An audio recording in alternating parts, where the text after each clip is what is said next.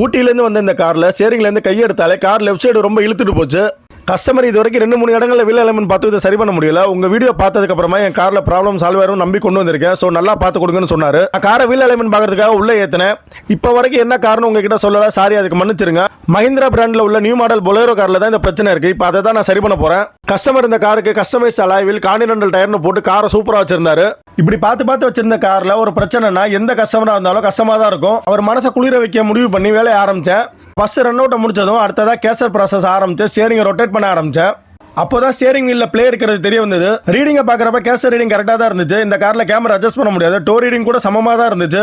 அப்போ ஸ்டேரிங்ல உள்ள பிளே மூலமாக தான் இந்த புல்லிங் கம்ப்ளைண்ட் இருக்கிறத கண்டுபிடிச்சு பிளே லெவலை ஈக்குவல் பண்ண ட்ரை பண்ண. ஸ்டேரிங் பிளே லெவல் ஸ்டேரிங் வீல நம்ம ரஃப்யூஸ் பண்றதால அதிகமாக வாய்ப்பு இருக்கு. ஆல்ரெடி கார் ஹில்ஸ் ஏரியாவில் ஓட்டினால இப்படி நடந்திருக்கலாம். அதோட வீல் அலைன்மெண்ட் அடிக்கடி மாறவும் வாய்ப்பு இருக்கு.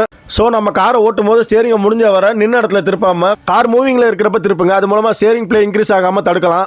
நான் ஒரு வழியாக ஸ்டேரிங்கை செடி பண்ணி லாக் பண்ணதோ டோ ரீடிங்கை பார்க்கும்போது ரைட் சைடு ரீடிங்கை விட லெஃப்ட் சைடு ரொம்ப கூடுதலாக தான் இருந்தது. இதுதான் கார் ஒரு பக்கமாக இழுக்க காரணம்னு கஸ்டமர்ட்ட சொல்லி புரிய வச்சேன். பிறகு ஸ்டேரிங் பிளே டிஸ்டர்ப் ஆகாம ரொம்ப கவனமாக என்ட்ராட லூஸ் பண்ணி அட்ஜஸ்ட் பண்ணேன். ரீடிங்கை சரியாக கொண்டு வந்ததும் சென்சார் டார்கெட்டை கலட்டிட்டு காரை டெஸ்ட் போகலான்னு முடிவு பண்ணி சீட் பெல்ட்டை போட்டுட்டு காரை ஓட்ட ஆரம்பிச்சேன். இந்த முறை எந்த பக்கமும் ஸ்டேரிங் வீல் இறங்கல, கார் எந்த பக்கமும் இழுக்கல. கஸ்டமரும் ஓட்டி பார்த்துட்டு ரொம்ப சந்தோஷப்பட்டாரு. ஊட்டிக்கு வந்தா கண்டிப்பா எங்க வீட்டுக்கு வரணும்னு சொன்னாரு. நான் எதிர்பார்த்த மாதிரி அவரோட மனசும் ஊட்டி மாதிரி குளிர்ந்து போயிருச்சு.